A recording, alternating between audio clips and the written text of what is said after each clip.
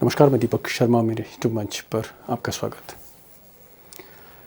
दोस्तों, क्या सुरक्षा के नाम पर, सिक्योरिटी के नाम पर सरकार अब आपकी जासूसी करने जा रही है और आपका मोबाइल फोन आपकी सबसे बड़ी मुसीबत बनने जा रहा है। मेरा मतलब है कि आप अपने मोबाइल फोन से जो पर्सनल वीडियो कॉल करते हैं या व्हाट्सएप पर कोई चैट करते हैं या कोई मैसेज भेजते हैं या तस्वीर आपके पास है, कुछ पर्सनल तस्वीरें आपकी, क्या ये सारा डेटा, पर्सनल डेटा, इस पर अब सरकार की नजर होगी और ये सारा डेटा सरकारी एजेंसियों के हाथ में होगा? दरअसल मोदी सरकार के संचार मंत्रालय ने, मिनिस्ट्री ऑफ टेलीकम्युनिकेशन ने एक अहम आदेश जारी किया है और इस आदेश के तहत जो स्मार्टफोन है, जो नए स्मार्टफोन आप खरीदेंगे, उसमें सरकार का संचार साथी ऐप पहले से ही इंस्टॉल होगा और ये इंस्टॉल करना जरूरी होगा। अब इसको लेकर पूरे विपक्ष ने आज संसद में हंगामा खड़ा कर दिया, हड़कंप मचा रहा दिन भर।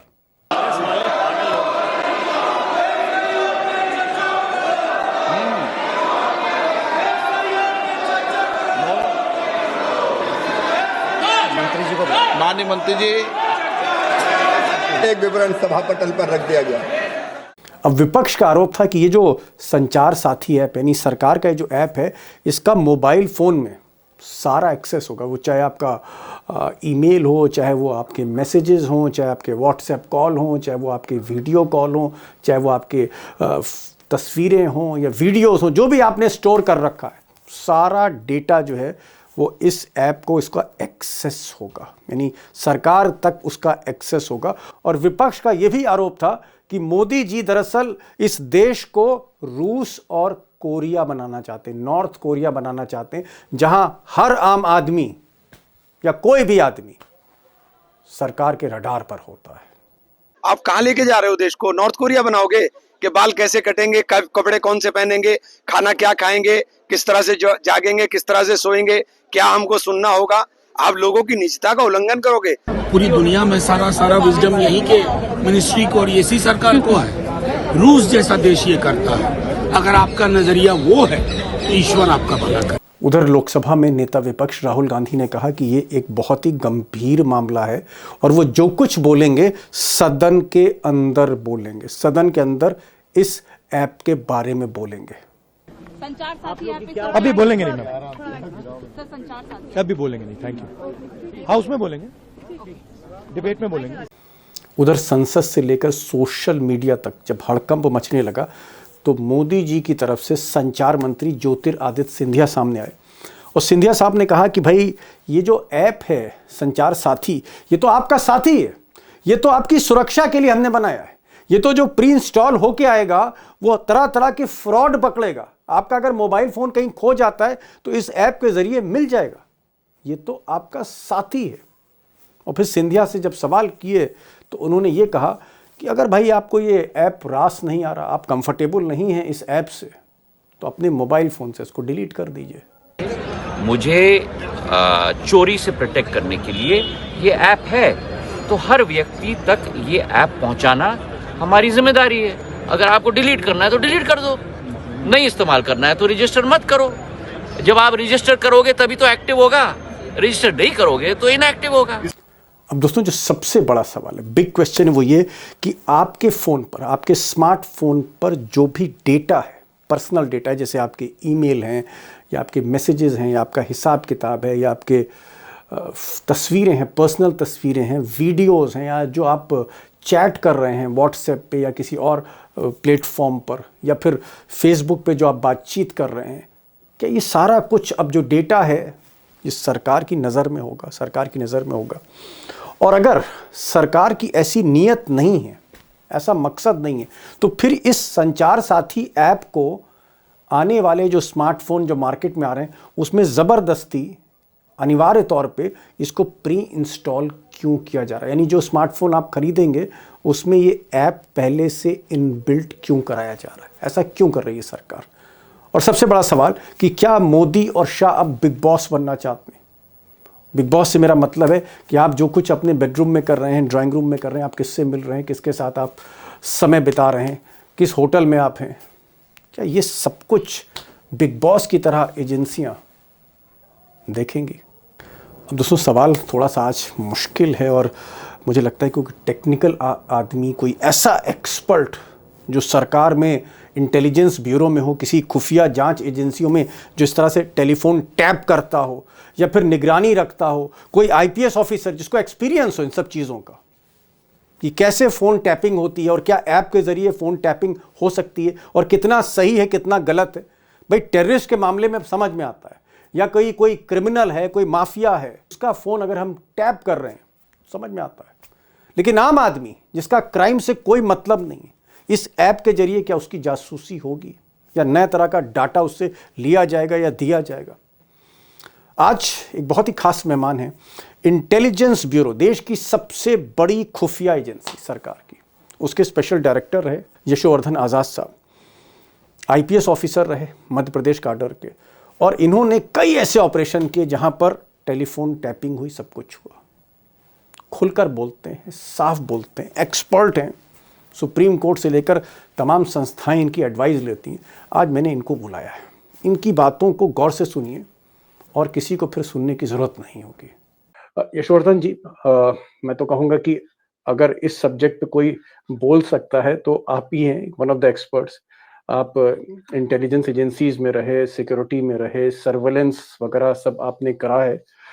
मैं जानना चाह रहा था कि ठीक है, आप लोग सर्वेलेंस करते हैं, जब आप जासूसी करते हैं तो कोई बड़ा टारगेट हो, कोई इस तरह का कोई बहुत बड़ा टेररिस्ट हो, तब आप लोग करें तो ठीक है। लेकिन सामान्य आदमी, हम जैसे सामान्य लोग, घर गृहस्थी संभालने वाले या फिर जो भी मिडिल क्लास या आम आदमी है, उसके स्मार्टफोन में इस ऐप को डालने का मतलब क्या है? क्या वाकई सरकार मतलब प्राइवेसी पर, निजता पर एक तरह का ये प्रहार है? नहीं, आपका प्रश्न जो है बहुत महत्वपूर्ण है, क्योंकि मैं उसी से शुरू करूंगा जो आपने अभी कहा कि ये निजता पर तो प्रहार है ही। क्योंकि जब आप किसी को कहते हैं एक मोबाइल, कि आपका ये मोबाइल है और हम इसमें ये आपको फिट करके देंगे, ये मेरा अधिकार है कि हम जिस कंपनी से मोबाइल ले रहे हैं तो उसके टर्म्स ऑफ कंडीशंस को हम एक्सेप्ट करते हैं, क्योंकि हम परचेज कर रहे हैं और वो हमारा प्रोवाइडर है। लेकिन अगर सरकार उसमें कुछ ऐप फिट करके सॉफ्टवेयर डाल दे, जी, प्री इंस्टॉल्ड, सबसे बड़ी चीज ये है। अगर सरकार ये कहती है कि ये हमारा जो ऐप है ये बहुत ही महत्वपूर्ण है, इससे आपको बहुत फायदा होगा, आपका ट्रैकिंग हो जाएगा, पता चल जाएगा, तो ये मेरे ऊपर छोड़ देना चाहिए कि क्या मैं उसको चुनूं या नहीं चुनूं। तो ये चुनने का जो अधिकार है वो मेरा है। तो बिल्कुल सही बात ये है कि ये निजता पर प्रभाव है जी। रहा सवाल जो दूसरा चीज आप जो कह रहे हैं कि क्या ये एक सर्विलेंस मैकेनिज्म है, मेरा ये कहना है कि सर्विलेंस मैकेनिज्म हो या नहीं हो, पहली बात तो आप एक ऐसे चीज को बना के हमें दे रहे हैं जिसके बारे में हमें शंकाएं उठना नॉर्मल है, बिल्कुल नॉर्मल है कि ये क्यों हमें फिट करके दिया जा रहा है। क्यों? कि क्राइम को पता लगाने के तरीके तो और हैं, और ट्रायंगुलेट करके पता लग सकता है कि कहाँ पे मेरा मोबाइल कोई छुपा है या कहीं मिल रहा है, हम उसको ब्लॉक कर सकते हैं, सब कुछ कर सकते हैं। तो या तो आप ये कहिए कि इमरजेंसी है telecom, there is a telecom emergency, pollution वाली इमरजेंसी नहीं है हेल्थ इमरजेंसी, ये है टेलीकॉम इमरजेंसी, और टेलीकॉम इमरजेंसी है तो फिर हम लेंगे क्योंकि वो तो इमरजेंसी है। लेकिन इमरजेंसी कितने दिन के लिए रहेगी ये बड़ा इंपॉर्टेंट है। तो इसलिए यहाँ सवाल निजता का बिल्कुल ही बहुत ही मतलब हमें बाध्य करता है कहने को कि ये। सर एक चीज़ और, क्योंकि आपका काफ़ी बड़ा एक्सपीरियंस रहा, आप इंटेलिजेंस ब्यूरो में रहे, एजेंसीज में रहे, और आप तो सब जासूसी करते थे, मतलब क्या मतलब ये जो सॉफ्टवेयर है जो हमारे स्मार्टफोन में होगा और कंपलसरी हो जाएगा, मतलब जैसे कोई आदमी किसी को वीडियो कॉल कर रहा है या कोई व्हाट्सएप मैसेज कर रहा है या फोटो भेज रहा है या अपना कोई पर्सनल चीज़ें किसी से एक्सचेंज कर रहा है, ये सब भी कहीं ना कहीं रडार पे आ जाएंगी क्या? देखिए ऐसा है, उसके सेक्शन 5 में शायद ये लिखा हुआ है कि भाई संचार साथी को सही काम करने के लिए वो कैसे पकड़ेगा कि भाई आपको फ्रॉड कॉल्स आए हैं या नकली, वो तो आपको एक्सेस देना ही पड़ेगा, तो वो तो एक्सेस लेगा ही, आपके वीडियो कॉल्स का एक्सेस लेगा कि कौन कर रहा है, मैसेजेस का एक्सेस लेगा कि कहाँ से आ रहा है, कॉन्टैक्ट्स का एक्सेस रहेगा ही कि कौन सा फ्रॉड है कौन सा नहीं है। तो ये तो ऑटोमेटिक एक्सेस जो है, जो हम डेटा की बात करते हैं ना, देखिए मान लीजिए अगर कोई क्राइम होता है शर्मा जी, तो भाई हम उसको बोलते हैं भाई ठीक है, एनक्रिप्शन हमें नहीं तोड़ना है, लेकिन मेटा डेटा तो दो, यानी कि किस किस हिस्से टावर से कॉल चल रहा है, कहाँ पे कितने बजे था, ये था वो था, ये है, these are the things which are called meta data. तो ये मेटा डेटा वगैरह सारी जानकारी जो है ऑटोमेटिक तो चली ही जाएगी ना संचार साथी में। तो संचार साथी आपका जीवन साथी हो जाएगा एक तरह से, क्योंकि मोबाइल तो हमारे में ही रहता है बराबर, और जब हम सोते भी हैं तो बगल में रहता है, इसलिए एक निजता पर बहुत गहरा प्रभाव है। एक चीज़ मैं और जानना चाह रहा था कि जब आप लोग इंटेलिजेंस ब्यूरो में थे और कोई आतंकवादी है, कोई सस्पेक्ट है, संदिग्ध है, आप उसकी मतलब सर्वेलेंस कर रहे हैं और आपके पास हर तरह के सॉफ्टवेयर हैं, क्या निजता जो है, मतलब कोई आदमी, मतलब मैं बहुत ब्लंटली कह रहा हूँ, कोई पुरुष किसी महिला से बात कर रहा है, कोई लड़का किसी लड़की से बात कर रहा है, इस तरह की जानकारियों को लेकर आप क्या करते हैं? क्या उनको मतलब डिलीट कर देते हैं, उनका जिक्र नहीं करते? और क्या अदालत को पता लग जाए कि यशोवर्धन साहब जो आईपीएस ऑफिसर हैं इंटेलिजेंस ब्यूरो में, वो किसी लड़के को या लड़की को या इस तरह की चीजें कर रहे हैं, कि गलत है? क्या चीज गलत है कि किसी की प्राइवेसी, अगर वो क्रिमिनल नहीं है? 100% बिल्कुल आपने सही कहा। किसी क्या कोई भी निजी कॉन्वर्सेशन, उसकी किसी भी से बातचीत हो रही है, आपको कोई हक नहीं है उसको टैप करके सुनने का, कोई रीजन ही नहीं है। देखिए, पुट्टू स्वामी जजमेंट बड़ा इंपॉर्टेंट है इस कॉन्टेक्स्ट में, जो आपने बात कही, जहां सरकार घुसती है, चाहे हम सर्विलेंस की बात करें या किसी चीज की बात करें, उसी कंडीशन में सर्विलेंस होता है। पुट्टू स्वामी जजमेंट ने क्या कहा कि आप तभी कर सकते हैं जबकि और कोई तरीका नहीं है, मतलब और कोई भी तरीका पता लगाने का नहीं है। और क्या पता लगाना है आपको? अनलेस आपका सोवरेंटी इफेक्ट हो रहा है, क्राइम डिटेक्ट नहीं हो रहा है, बहुत ही गहरा मर्डर कर दिया, कुछ आतंकवादी हमला हो गया, जी, वो भी एक चीज बता रहा हूं मैं आपको, जिससे बिल्कुल ही पब्लिक ऑर्डर प्रभावित होता है। ये कहने का मतलब है इसका, मतलब और कोई तरीका नहीं है नंबर एक, क्योंकि मर्डर्स का और भी तरीका है पता लगाने का। मान लीजिए कि बिल्कुल ही भूचाल, अर्थक्वेक ऐसा कुछ आ गया, तब आप उसको इस्तेमाल कर सकते हैं। और कितने समय के लिए इस्तेमाल करते हैं? उतने ही समय के लिए जबकि अति आवश्यक है। तो कहने का मतलब यह है, कोई लड़का से बात करे, लड़की से बात करे, बीबी से बात करे, आपको कोई हक नहीं है टैपिंग का, क्योंकि रीजन देना पड़ता है सर्विलेंस के लिए, है ना। तो सर्विलेंस के लिए जब आप रीजन देंगे कि ये भारतीय पब्लिक ऑर्डर को प्रभावित कर रहा है, इसके लिए हमें चाहिए। ये टेररिस्ट बात कर रहा है इससे, जिससे कि अक्षुण्णता भारत की प्रभावित हो रही है, इसलिए हमें टैप करना है। और कितने देर के लिए, ये भी आपको बताना पड़ेगा। इसलिए मैं कह रहा हूं कि ऐसे जो एप्स आते हैं, ये बहुत बहुत एक गंभीर तरह से प्रभावित करते हैं आपको। ये ऑप्शनल होना चाहिए। मतलब आप कह रहे हैं कि पुलिस हो, चाहे इंटेलिजेंस ब्यूरो हो, चाहे कोई एजेंसी हो, किसी को किसी व्यक्ति की निजता, कि किससे बात कर रहा है, लड़की से, लड़का से, बीबी से, जिससे भी, इसको जानने का आपको हक नहीं है एज पुलिस ऑफिसर? बिल्कुल नहीं, बिल्कुल नहीं, अनलेस कि वो कार्रवाई ऐसी है, वो कॉन्वर्सेशन से हम ये समझ रहे हैं कि वाकई देश को कोई खतरा है। नहीं तो कोई मतलब ही नहीं है। मैं समझ गया, क्योंकि जो हमारे ऑडियंस हैं, जो हमारे दोस्त देख रहे हैं, वो इसमें ज्यादा इंटरेस्टेड हैं कि भाई क्या किस परिस्थितियों में आप लोग फोन टैप करते हैं। आपने कहा कि अगर कोई मतलब देश के दस्तावेज सुरक्षा के चीन को दे रहा है, पाकिस्तान को दे रहा है, तब आप लोग फोन टैप करते हैं और हर हद तक जाते हैं। लेकिन अगर इस तरह की कोई, इसमें एक चीज और बताना चाहता हूं। आपने देखा होगा कि स्नोडेन लीक्स हुए, राइट जी। स्नोडेन लीक्स ने क्या कहा कि अमेरिका बेतिहाती तौर से इंटेलिजेंस इकट्ठा कर रहा है। तो वो जो इकट्ठा कर रहा है, लोगों से इकट्ठा कर रहा है, उसने यही कहा ये गैर कानूनी है, ये फंडामेंटल राइट्स के खिलाफ है। वही बात यहाँ पे आ रही है। पेगासस की बात जैसे कि आपने की अभी, जी हाँ। पेगासस क्या था? पेगासस एक अपराध था।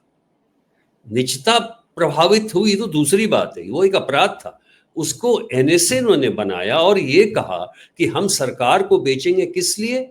कि सरकार जो है टेररिज्म या किसी भी देश पे कोई हमले ऐसी की स्थिति आती है अंदरूनी या बाहर से, तो उसके लिए हम इसका इस्तेमाल करेंगे। और बाकी एक चीज और मैं आपसे क्लैरिफाई करना चाहूंगा, क्योंकि आप हर पद पर रहे, इंडियन पुलिस ऑफिसर और इंटेलिजेंस ब्यूरो में टॉप लेवल पे रहे। क्या मैं कह सकता हूं कि अगर मैं दीपक शर्मा अगर किसी क्राइम में इन्वॉल्व नहीं हूं, किसी तरह की गड़बड़ में इन्वॉल्व नहीं हूं, तो आपको मेरे ड्राइंग रूम में मैं क्या कर रहा हूं, मैं बेडरूम में क्या कर रहा हूं, मैं किससे बात कर रहा हूं, मैं किसको पैसा भेज रहा हूं, या मैं किससे कोई फोटो भेज रहा हूं, इससे आपको कोई मतलब नहीं है एज पुलिस ऑफिसर, अगर मैं क्राइम में इन्वॉल्व नहीं हूं?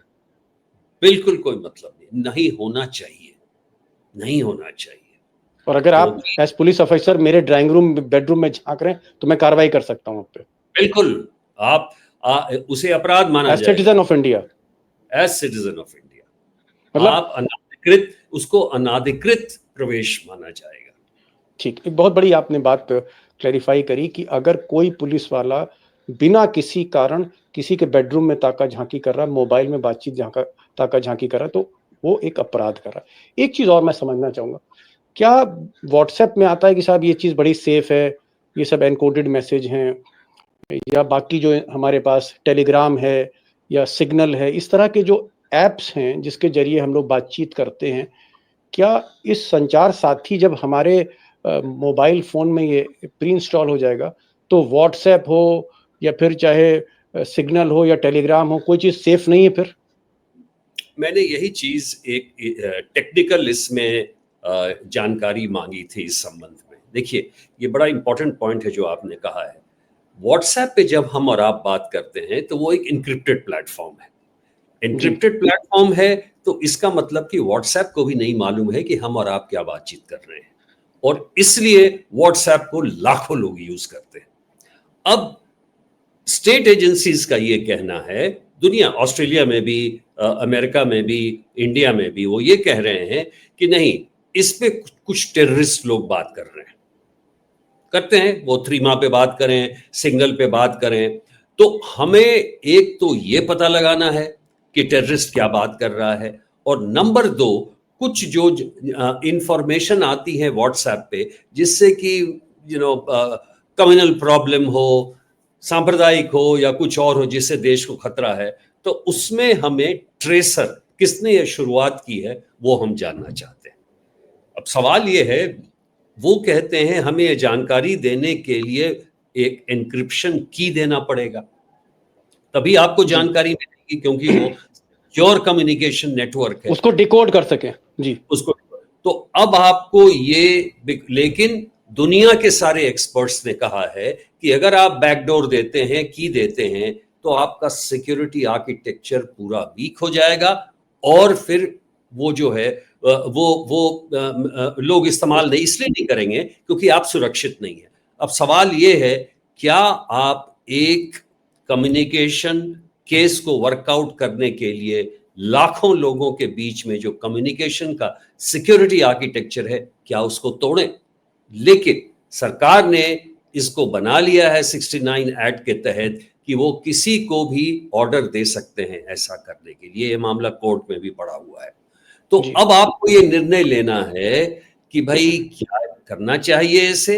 अब संचार साथी जो है आपका ये इंफॉर्मेशन तो निकाल ही रहा है, जो मैंने आपको कहा, आपके मैसेजेस का, कैमरा का, फलाने का, जो ईमेल्स का, जी हाँ, वीडियो कॉल्स, जी वीडियो कॉल्स का पता लगा रहा है, तो वो इंफॉर्मेशन तो ऑलरेडी उसकी जाएगी ही, लाजमी है।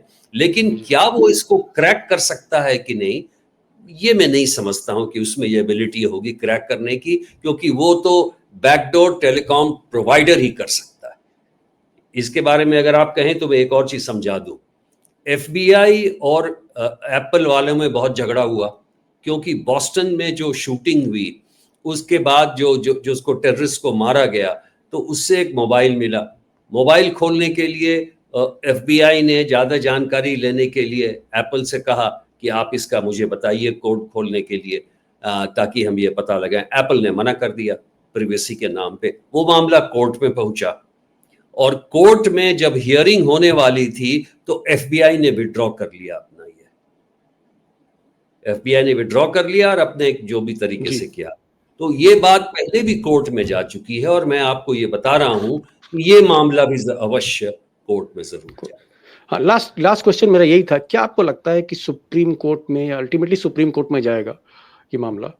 क्या देश की सबसे बड़ी अदालत निजता के नाम पे, प्राइवेसी के नाम पर इसको रोक सकती है? क्योंकि संविधान में हमारी निजता, हर भारतीय नागरिक की जो निजता है, उसकी जो इंडिपेंडेंस है, वो पैरामाउंट है। क्या आपको लगता है कि कोर्ट में अल्टीमेटली ये मामला जाएगा और रुक भी सकता है, रिलीफ मिल सकती है?